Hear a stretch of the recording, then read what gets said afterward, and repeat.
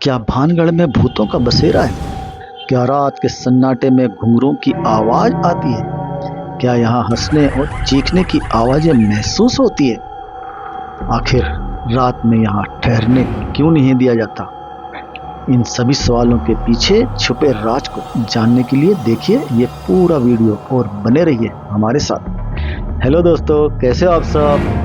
मैं हूं आपका दोस्त मोहम्मद अयूब और आज मैं आपको लेकर चल रहा हूं इतिहास, रहस्य और डर की उस दुनिया में जिसे लोग भानगढ़ के नाम से जानते हैं। जी हाँ, आज हम पहुंचे हैं राजस्थान के अलवर जिले में मौजूद भानगढ़ फोर्ट, जिसे भारत के सबसे हॉन्टेड किलों में गिना जाता है।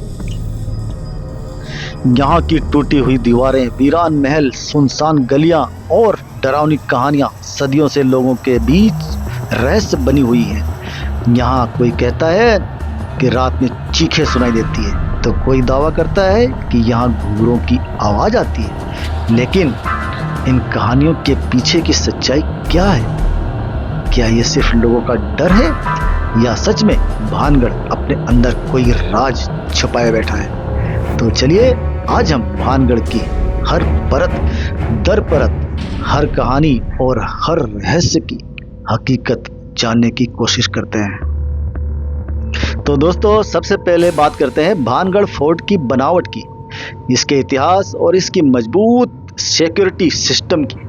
भानगढ़ किले की तामीर 16वीं शताब्दी में आमेर के राजा भगवंत दास जी ने करवाया था।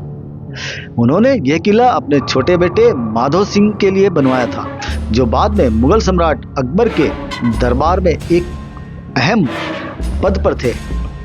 अरावली की खूबसूरत पहाड़ियों की गोद में बना यह किला सिर्फ एक आम किला नहीं था, बल्कि उस वक्त उस दौर की शानदार आर्किटेक्चर, सिक्योरिटी सिस्टम और शाही जिंदगी का बेहतरीन एग्जाम्पल था।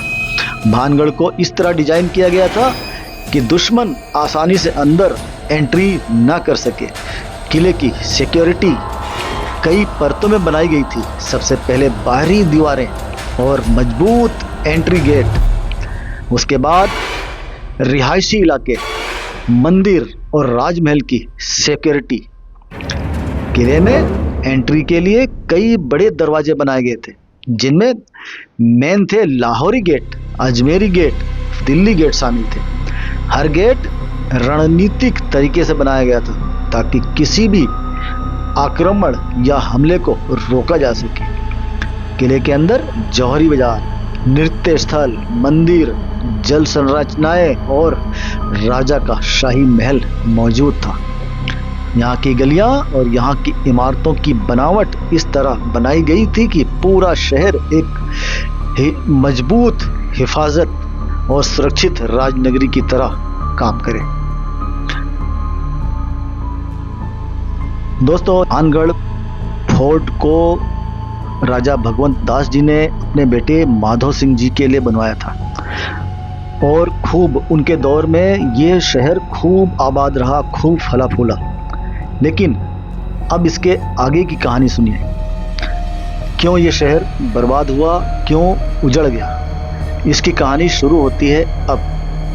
भानगढ़ फोर्ट के बारे में मशहूर है कि वहाँ एक बेहद खूबसूरत और आलीशान बस्ती आबाद थी। उस राज्य की राजकुमारी रत्नावती अपनी खूबसूरती, अक्लमंदी और नफासत के लिए दूर दूर तक मशहूर थी।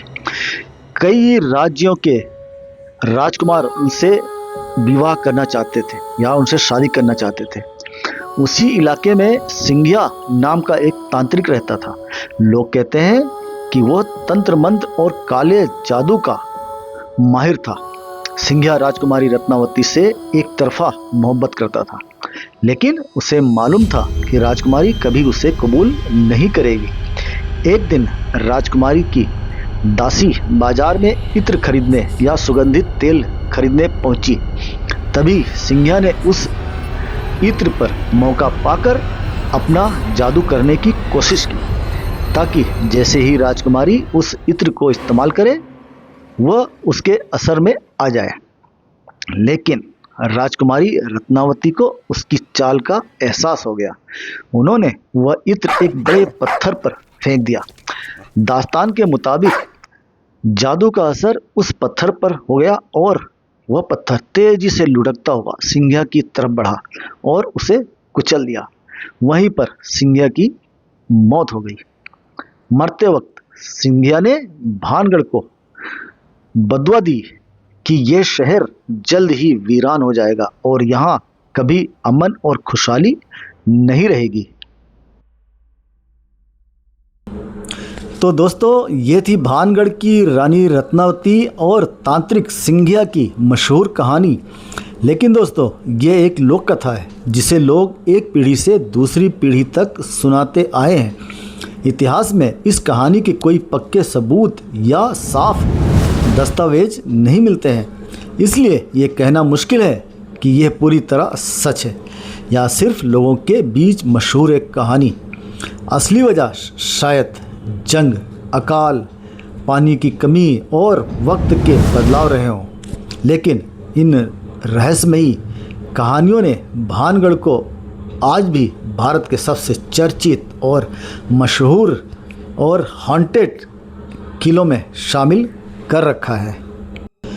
दोस्तों, वीडियो बहुत लंबी हो रही है, इसलिए इसका दूसरा पार्ट बहुत जल्द, जिसमें सारी हकीकत और एक दूसरी कहानी साधु बालूनाथ और राजा भगवंत दास जी की, वो स्टोरी आपको बताऊंगा। कैसे इस किले की तामीर के वक्त क्या वादा किया गया था और क्या नहीं निभाया गया। तो बने रहिए मेरे साथ और देखते रहिए अय्यूब का सफ़रनामा।